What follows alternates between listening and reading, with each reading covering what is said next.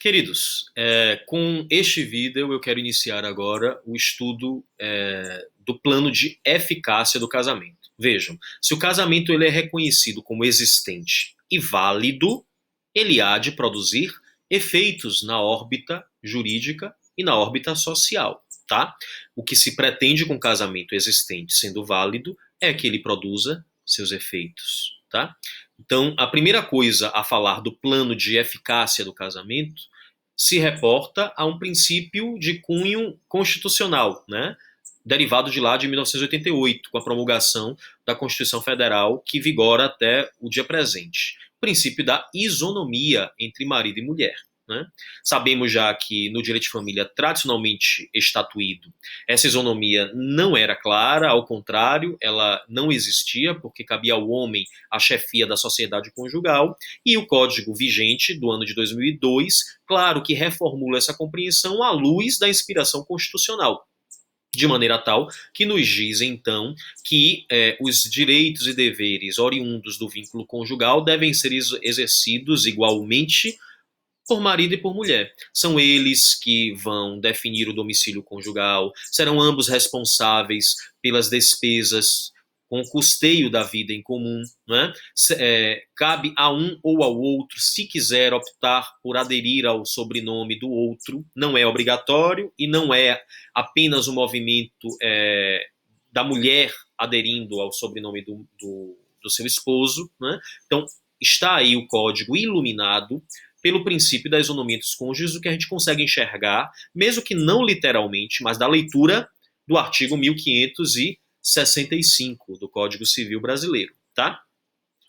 Dito isso, é preciso agora que a gente avance entendendo quais são os deveres que, em todo e qualquer casamento, surgem como efeitos do vínculo conjugal. Notem, o que diz aí a legislação, e vocês já podem ver aqui na tela, o artigo 1566 do Código Civil, o que está estabelecido aí como deveres do casamento, como efeitos do casamento, independe do nosso querer.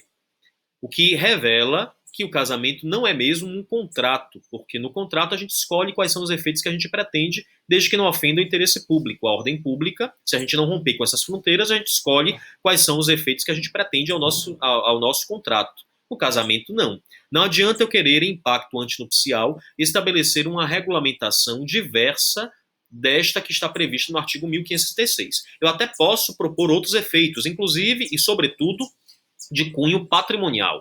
No que se refere ao regime de bens, eu posso ali transitar tranquilamente com a outra parte, com aquele com quem eu irei me casar, tá? Mas existem efeitos de índole extrapatrimonial que se impõem por força legal a todo e qualquer casamento. E são estes os previstos ali no artigo 1566. Nos diz aí o código, então, efeitos específicos, tá?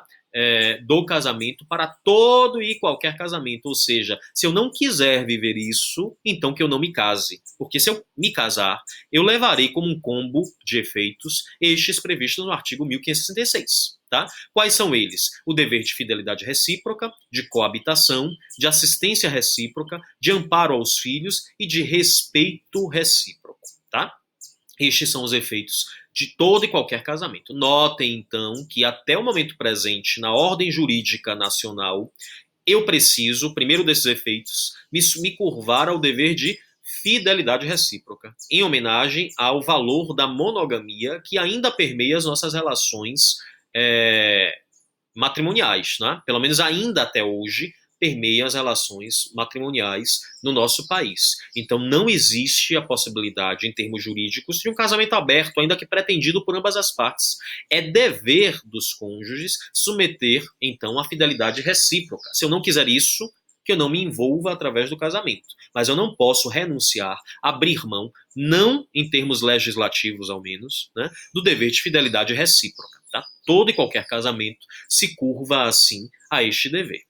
Bom, no próximo vídeo eu vou falar, assim, dos outros 4 deveres estabelecidos também pelo Código Civil Brasileiro no mesmo artigo 1566. Então aguardem só um pouquinho, que no próximo vídeo trataremos, assim, dos demais deveres.